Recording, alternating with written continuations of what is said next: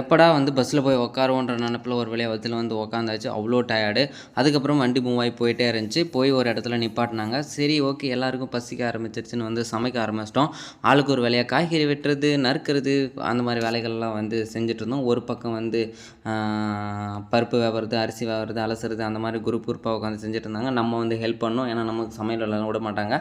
அதனால் வந்து எல்லாரு கூடயும் சேர்ந்து நம்ம ஹெல்ப் பண்ணி முடிச்சுட்டு அதுக்கப்புறமா வந்து பாருங்கள் எவ்வளோ வேகமாக வெட்ட வேண்டியதாக இருக்குது.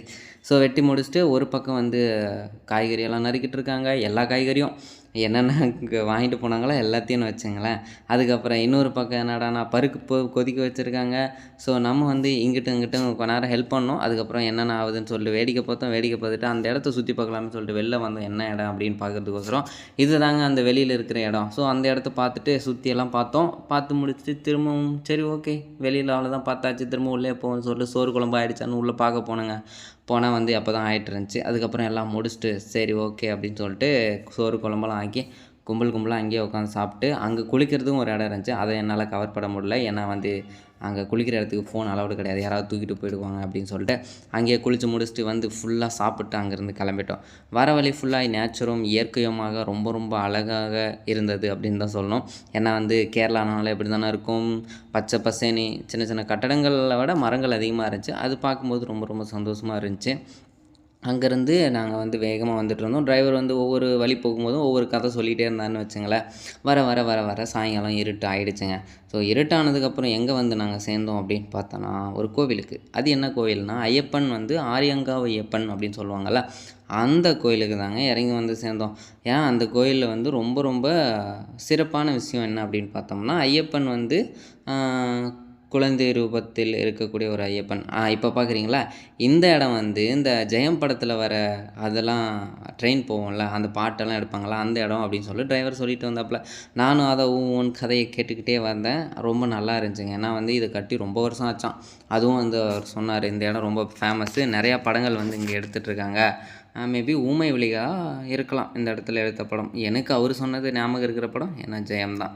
ஸோ அதை தாண்டி வந்து நம்ம வந்துக்கிட்டே இருந்தோம்னு வச்சுங்களேன். நைட்டில் என்ன தெரியும், இருந்தாலும் சரி ஏதாவது தெரியுதான்னு வேடிக்கை பார்த்துட்டு வந்தோம். வேடிக்கை பார்த்துட்டு நாங்கள் வந்த இடம் ஆரியங்காவு ஐயப்பன். ஏன்னா இந்த கோயில் வந்து எல்லோரும் சொல்லுவாங்க ஐயப்பன் கோயில் வந்து ஒரு பேச்சுலர், ஓகேவா. ஸோ அதனால் வந்து ஐயப்பன் அங்கே போகும்போது பேச்சுலராக போகலாம், பட் இந்த கோயிலுக்கு யார் வேணாலும் வரலாம். ஸோ அதனால் எல்லாருமே இருந்தாங்க அங்கே. ஸோ பார்த்துட்டு எப்படி இடம் இருக்குது அப்படின்னு சொல்லிட்டு அங்கே வந்து போய் தலையில் தண்ணி தெளிச்சிட்டு, ஏன்னா அங்கே குளிக்கிறதுக்கும் இடம் இருந்துச்சு, ஆனால் குளிக்க முடியாதே. அதனால் வந்து தலையில் தண்ணி தேய்ச்சிக்கிட்டு அதுக்கப்புறம் கோயிலெல்லாம் சுற்றி பார்த்துட்டு எப்படி இருக்குன்னு பார்த்தோம். உள்ளே ரொம்ப அழகாக இருந்துச்சு. எனக்கு ரொம்ப ரொம்ப பிடிச்சிருந்துச்சி. அதுக்கப்புறம் பிரசாதம் அந்த மாதிரி விஷயங்கள்லாம் வாங்கிட்டு சரி வெளியில் போகலாமேன்னு சொல்லிட்டு அப்படியே வெளில வந்தாங்க. வெளில வந்தால் ஸ்ட்ரீட்டில் வந்து ஏகப்பட்ட ஃபோட்டோஷாப்பு அது இதுன்னு ஏகப்பட்டது வச்சுருந்தாங்க, ஸ்நாக்ஸ் ஐட்டம் அப்படின்னு. அதெல்லாம் வந்து வாங்குற அளவுக்கு நம்மக்கிட்ட பட்ஜெட் இருக்கான்னு யோசிச்சுட்டு ஐயோ வேணாண்டா, அடுத்த வருஷம் அதை வாங்கிக்கலாம்னு நினச்சிக்கிட்டு திரும்பவும் அங்கேருந்து வெளில வந்தோம். வெளில வந்தோடனே எங்கள் கூட வந்தவங்களாம் என்ன பண்ணிட்டாங்க, சோறு தாண்டா முக்கியம்னு சொல்லிட்டு அங்கே ஒரு ஃபேமஸாக பிரசாதம் கொடுப்பாங்கள்ல, அதில் பூந்துட்டாங்க. எல்லோரும் சாப்பிட ஆரம்பிச்சிட்டாங்க. எல்லோரும் சீக்கிரம் வாங்கன்னு எல்லாரையும் திரட்டி கொண்டு போய் அவங்க சாப்பிட்டு முடிச்சோன்னே தான் வருவேன்னு சொல்லிட்டாங்க. அதுக்கப்புறம் எல்லாத்தையும் திரட்டி கொண்டு போய் பஸ்ஸில் ஏற்ற வேண்டியதாகி போச்சு. ஸோ அதனால் வந்து எல்லோரும் அப்புறம் பஸ்ஸுக்கு வரவே லேட்டுன்னு வச்சுங்களேன். ரொம்ப ரொம்ப பொறுமையாக அழகாக எல்லாம் சோறு தாண்டா முக்கியம் அப்படின்ற மாதிரி பிரசாதத்தை சாப்பிட்ருந்தாங்க. அதுக்கப்புறமா கிளம்பி போன இடம் தான் குற்றாலம். அங்கேருந்து குற்றாலத்துக்கு போனோம். குற்றாலத்தை நான் ஃபஸ்ட் டைம் பார்க்குறேன். அப்போ தான் தூரத்துலேருந்து பார்க்கும்போது ரொம்ப ரொம்ப பிரம்மாண்டமாக இருந்துச்சு. ரொம்ப ரொம்ப அழகாக இருந்துச்சு அப்படி தான் சொல்லணும். அப்படியே பக்கத்தில் போகலான்னு சொல்லிட்டு பக்கத்தில் போய் பார்த்தா செம்ம கூட்டங்க. நைட்டு 9 மணிக்கு இவ்வளோ பேர் குளிச்சுட்ருக்காங்கன்னா பார்த்துங்களேன். நம்மளும் போய் இந்த கூட்டத்தில் குளிக்கணுமா அப்படின்னு சொல்லிட்டு ஆல்ரெடி டைம் ஆச்சுரா அப்படின்னு எல்லோரும் கத்தின்னு இருந்தாங்க. சரி ஓகே, எங்கே குளிக்க முடியாது, நம்ம வேடிக்கை மட்டும் பார்க்கலாம்னு சொல்லிட்டு வேடிக்கை பார்த்துட்டு அப்படியே வீடியோவை வந்து கவரேஜ் பண்ணிட்டு பாருங்கள். ரொம்ப ரொம்ப எனக்கு பிடிச்சிருந்துச்சி. நைட்டில் போகும்போது ரொம்ப ரொம்ப அழகாக தெரிஞ்சிச்சு. இதே டேயில் கொஞ்சம் பகல்லலாம் பார்த்துருந்தா எப்படி இருந்திருக்கும், குளிச்சா எப்படி இருக்கும் அப்படின்னு. சரி ஓகே, இன்னொரு நாள் கண்டிப்பாக இதுக்காகவே வந்து குளிக்கிறதுக்காகவே வருவோன்னு சொல்லிட்டு மனசுக்குள்ளேயே நினச்சிக்கிட்டு அங்கேருந்து ஃபோட்டோஸ் எழுத மட்டும் டப்புன்னு கிளிக் பண்ணிட்டு அங்கேருந்து கிளம்பலாம் அப்படின்னு சொல்லிட்டு ஃபோட்டோ எடுத்துகிட்டு வந்தாங்க எல்லோரும். ஆனால் ஃபோட்டோ எடுக்கும்போதும் கலவரம் தான் வச்சுங்களேன். என்ன ஃபோட்டோ எடுக்கணும், நீ ஃபோட்டோ எடுக்கணும், நான் ஃபோட்டோ எடுக்கணும், என்ன ஒரு ஃபோட்டோ எடு அப்படின்னு நம்ம ஆசாசியாக ஃபோட்டோ எடுத்துகிட்டு இருக்கலாம் அப்படின்னு சொல்லிட்டு எடுத்தால் எல்லாரோடையும் இந்த பஞ்சாயத்துன்னு வச்சுங்களேன். எல்லோரும் ஃபோட்டோ பைத்தியம்னு வச்சுக்கலாம், இன்க்ளூடிங் மீ ஆல்சோ. ஸோ அங்கேருந்து சரி ஓகே, வர வழியிலலாம் வந்து அருவியை நல்லா ரசித்தோங்க, இன்னொரு நாளைக்கு வரலாம் அப்படின்னு சொல்லிட்டு அங்கேருந்து கிளம்பிட்டோம். கிளம்பி அடுத்ததாக வந்து நாங்கள் போன இடம் தான் திருச்செந்தூரை பொறுத்த வரையும் செம்ம சூப்பரான பிளேஸ். ஏன்னா எனக்கு ஏன் அந்த கோயில் ரொம்ப ரொம்ப முருகனை பிடிச்சிருந்துச்சி அப்படின்னா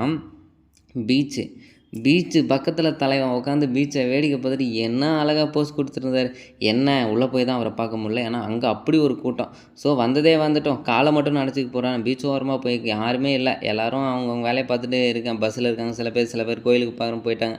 நான் வந்தது பீச் இவ்வளோ பக்கத்தில் இப்படி ஒரு பீச்சா, செம பீச்சரா. கண்டிப்பாக டே டைமில் ஒரு நாள் கண்டிப்பாக முருகா உன்னை பார்க்க வரேன்னு அவர்கிட்ட ஒரு ப்ராமிஸை போட்டு அதுக்கப்புறமா நம்ம பீச்சில் போய் காலை நனைச்சிட்டு அங்கேருந்து போகலாம் அப்படின்னு சொல்லிட்டு கிளம்பிட்டோம். அவ்வளோதான் இந்த வீடியோட கவரேஜ். அடுத்தது நாங்கள் ராமேஸ்வரம் போக போகிறோம். அடுத்த வீடியோவில் நம்ம கண்டிப்பாக ராமேஸ்வரம் ட்ரிப்பை பற்றி பார்க்கலாம். ரொம்ப ரொம்ப சூப்பரான அழகான பயணம் தான் இந்த ஐயப்பன் கோயில் பயணம் அப்படின்னு தான் சொல்லணும். எனக்கு ரொம்ப ரொம்ப பிடிச்சிருந்துச்சி. But negative